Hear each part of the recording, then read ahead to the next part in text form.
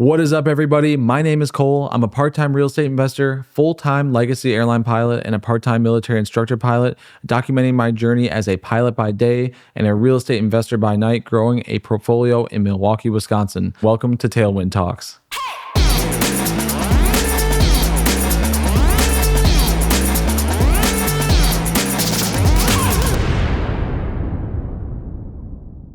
All right, everybody, today is an update video on the last week's worth of events. I flew the Blackhawk like 5 different times, I think, in the last week. I flew the 777 from New York to Paris and back for the first time ever. So there's a lot going on. And on top of that, I'm closing on my most properties in a single week ever. 20 single families that are closing on Friday, which is tomorrow. So it's approximately $1.6 million worth of real estate. And I'm going to explain exactly how that's all working out. And of course, after the closing, I'll upload all my closing statements and give you guys a true idea of what it actually cost me to do all this. But I'll kind of give you the idea. I'll do a tour video of the properties that I'm buying later. The idea, though, is that I am buying 20 single families, 5 of them in one transaction, and 15 of them, it's quick math, 15 of them in another transaction. Now, both transactions are interesting, but for different reasons. The 5 that are on their own are being purchased. They're already stabilized. They're already generating rent, over $10,000 a month in gross rents. And I paid $600,000 for them. I asked for a $50,000 seller credit, which helps offset my down payment liabilities.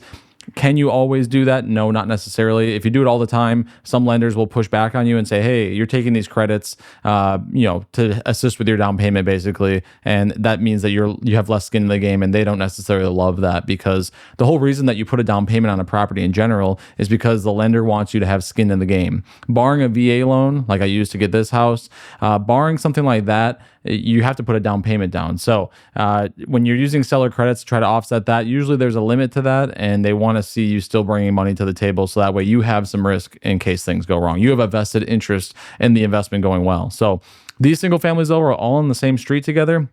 I did a video of these during the winter. It took forever for this to close. Sometimes you have issues, and our issue this time was appraisals. A lot of people quote 3 to 4 weeks for an appraisal turnaround from when the lender orders it to when it's actually back and the lender is able to review it. This one took, I don't know, maybe 70, 80 days to actually get it back and get everything finalized. So it really got delayed. The person that's selling them, I work with very often. I probably buy 60% of my properties from these 2 people. So they know me really well. They understand the deal, but it's frustrating for everybody, and it puts me kind of on my back foot, because I'm like, I'm ready to go. Like, we have the money set aside. We have everything figured out, but I can't do anything about an appraisal, and I can't close a loan that size, of course, without an appraisal. No bank is going to go on without an appraisal. There are some situations where they'll do like a review a property, like they'll go look at it and they'll determine on their own what they think it's worth. But that's really for small deals usually, and that's kind of a one-off thing that doesn't happen super commonly. So that's supposed to close tomorrow. Again, I'll have a whole video with the closing statements, what I brought to the table, what the seller actually made on the sale, and talk about all that stuff, the details on it, and show you the pro formas, what I think the property is going to do as far as performance goes. Today, though, I want to talk about the other deal and kind of how I manage doing all these things at once, because if you're watching this, you're likely somebody that also is working a job and is curious, how could somebody like me with a normal full-time job, 2 of them, how could I do this without, some substantial resources or having a ton of money to start with, which I had neither of. But I want to talk about the other deal first. So 15 single families, these things are like 672 square foot boxes, 2 bed, 1 bath, no frills, nothing exciting about these except for the fact that I'm getting them for what I believe to be an absolute steal. I've been working on this deal for 2 years, and I'm going to do a whole thing about this again once they close. The whole premise was the seller wanted like $110,000 a house, and these things have seen better days. They have been beat down. They need siding, they need soffit, they need fascia. Some of them had water damage because they weren't winterized properly. They all need interior work, and I'll reserve any thoughts and feelings about the person selling the properties, but they just were neglected. The property taxes aren't paid on them for the last few years. They've just, half of them are vacant. They just weren't cared for very well. And so I think this person bought them for, somewhere between $80,000 and $85,000 a house. And I think they thought they were just going to kind of sit on them and they would just be worth more money because everything goes up, right? But in real estate, things can go down, and they can go down really quickly. And the unfortunate thing is these properties really are pretty solid. And I've seen people getting $1,200, $1,300 a month for these places. So super solid, strong rents, super great property for a first-time home buyer. You can get into these for about 100,000 on the nicer end, maybe 130 or so.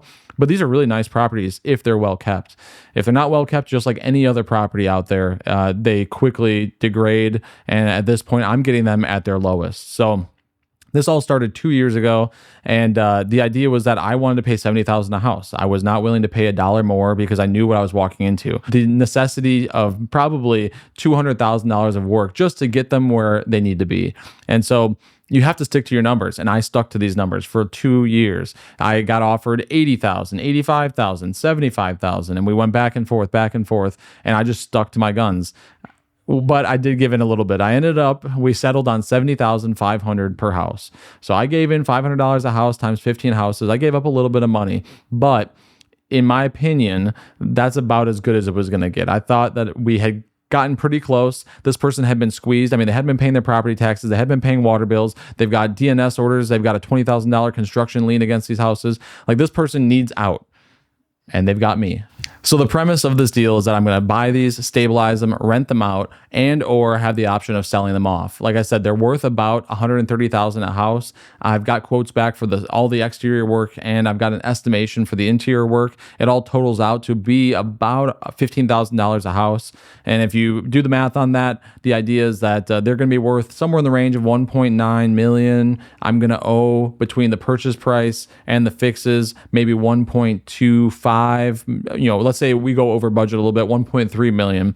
So you can do the math. There's a delta there of about $600,000. Now, there's a lot of repercussions. If I sell them, I'm going to get nailed for capital gains. If I 1031 them, then I have to find replacement properties within 6 months, and I have to identify them much sooner than that. There's a lot of complications. The easiest answer for me is just to rent them out and stabilize them, enjoy the cash flow, and do a cash out refinance on the back end, because I'm going to be using hard money to finance this deal. So I'm bringing my small amount of money down to pay for the funding fee and everything. But other than that, I don't have any skin in the game. So I'm going to be paying high interest for a minimum of probably 2 or 3 months, a maximum of 6 months before the term is due. And then I'll refinance on the back end. So there's pros and cons to everything, though. If I do a cash out refinance, I'm limited to 75% loan to value. So on 1.9 million, let's say I even get lucky, I get 2 million. I can only take out so much money. I can only take out 1.5 something minus my expenses and my initial purchase price. There's money there for sure, and you're not going to hear me complain about it. Let's be clear. But it's not like it's going to be the whole 600,000. You're limited usually to 75% loan to value, and for good reason. If you start getting into the 80s, into the 90s, your cash flow really starts to take a hit, and you can get yourself into dangerous territory. As far as this deal goes, I don't know what I'm going to do with it yet. And there's a lot of that in real estate. If you're getting into this and you're trying to figure out what you're doing and you're not sure if you're making the right moves, guess what? There's just a lot of what ifs, there's a lot of variables, and you just have to do something. And that's really the point that I wanted to get to with this video. In a span of 7 days, I've flown Blackhawks, I've flown a 777 to Paris and back, and I'm closing, almost $2 million worth of real estate. It's possible. I'm not a genius. I'm not special. I'm literally the most average person in almost every way. But it can be done. A lot of it has to do with your own internal drive and your willingness to kind of put in the work. People talk about, working hard and putting in the work. What does that actually mean? Well, really what that means is, first off, getting educated. And if you're watching this, you're trying to get educated. You're doing a great job of that, I would say, because you're watching me, of course. But a lot of it has to do with trying to put yourself in a position to allow a bank to lend to you and also have the knowledge to buy a good deal. That's putting in the work. That means figuring out what is a cash flow on a property actually look like. I can make a spreadsheet all day long, but what does it really look like in practicality? That means going out in your local city. I'm in Milwaukee. If you're in Milwaukee, hit me up. I'll try to help you out. But go to in your local city and go hit up the top 10 property managers and say, hey, I'm looking at getting into this rental property game. Could you potentially, talk to me and give me some advice and maybe be my property manager? And it might take seeing 3, 4, 5 different property managers before you find one that you click with and feel like is a good fit. That's part of putting in the work. You don't need to be an expert. You can just walk in there and be like, hey, I'm looking at getting into rental properties. I've got a full-time job to try to pay for this portfolio, especially at the beginning. I need a manager, a full-time manager that knows what they're doing. And And you can sit and talk to people in a 10-minute conversation. You can get a pretty good vibe on somebody generally, whether or not they're trustworthy, whether or not they're actually good at what they're doing, whether they're going to provide what they say they're going to provide. That's part of putting in the work. And then as far as going to work, that's another part of it. You have to be lendable. If you don't have good credit, you got to work on getting good credit. That means paying down your debt. That means paying your debt on time. I have plenty of debt. Right now, I'm trying to skim down a little bit, but on the, I have a car loan. I have credit card debt from time to time. Like I'm not debt free. I'm not a Dave Ramsey by any means, but you have to control it, and you have to live maybe not within your means, but within your ability to pay every month. Because if you start having late payments, when a bank pulls that up and sees you're asking for $200,000 or $300,000 or $500,000 on a rental property, they're going to say, dude, you can't even pay a $2,000 credit card bill. How are you going to manage this? So you got to control the controllables. If I was to say anything, there's a lot of guys my age and younger that want to be day traders. They want to do this, they want to do that, but it's not consistent, stable income in the eyes of a bank. I'm not saying that you're not a great trader. I'm not saying that you don't know what you're doing, but what I am saying is that having consistent, predictable income is huge for the bank. I mean, all these things are, I'm rambling a little bit right now, but all these things come together to put together your initial first couple purchases. And once you get your first couple down, then it starts to become self-explanatory because you know what the expenses are on a duplex or a single family, and you can kind of educate yourself in a way.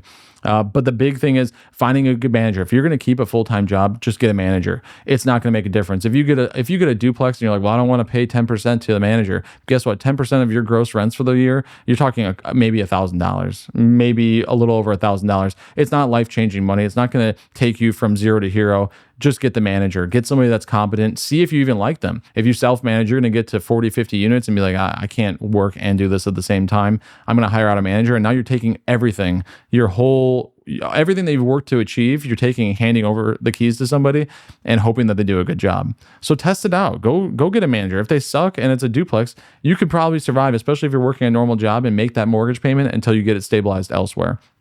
So manager, having good credit and keeping a stable job and having stable income, at least to show the bank one time. For the first deal, I would highly recommend that. And honestly, even where I'm at right now, I think by the end of this week, we'll be at about $12 million in real estate. I still got my full-time job. It's easier to have this job than it is to work other jobs.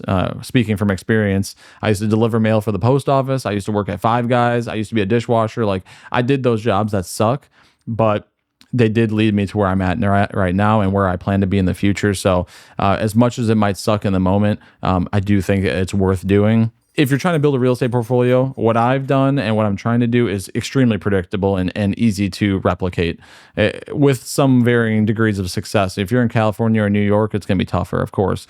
But as a general rule of thumb, these are simple principles that you can live by and really not have too many issues. And with all that being said, all these little pieces of advice that I'm just kind of rambling about, all this is blanket stuff that you could apply to anybody, but everybody's situation is going to be different. And so I actually got hit up for the first time for a consulting call from one of the people that's been watching my video, which was awesome. It's something that I was kind of like planning on doing at some point maybe, but I wasn't really sure if there was going to be an audience that really wanted that. And I'm certainly not, like I've said before, I'm not selling a course or anything like that. But I do think that some of the one-on-one conversations could be really valuable. Ben Mala has done it to the tens. He really knows what he's doing. He's much bigger than I am. But sometimes what works for somebody that's at that level, at the $200-300 million range, does not necessarily translate to somebody at my stage or below. With all that being said, if you are interested in trying to talk about this stuff specific to your circumstances, I'm totally open to doing some sort of consulting call. And if you find that interesting or think that it could apply to your specific scenario, just let me know. Shoot me a message in the comments, and then I'll give you my email and we can hit up from there. That's kind of the basic idea of what's going on right now, with a small rant about how to actually do this. And tomorrow I'm going to have all the numbers, all the figures, pictures, videos of all the properties, and we'll go from there. So as always, I really appreciate you guys watching, and I'll talk to you soon. That's the dog yelling in the background. See you guys. Able to do that, then I'll be able to Kevin, if you could cut this out, the dog is nudging the puppy, the golden retriever is nudging my hand. So I'll try to reset that. I was trying to ignore it, but it became too much. If you really want to build a business. So Kevin, I got another dog rubbing up on me. And you might be able to see him poking his head out there. What's up, buddy? Okay. Rex, get out. Out. Out. Hey, go. Go. Just knocked over the light.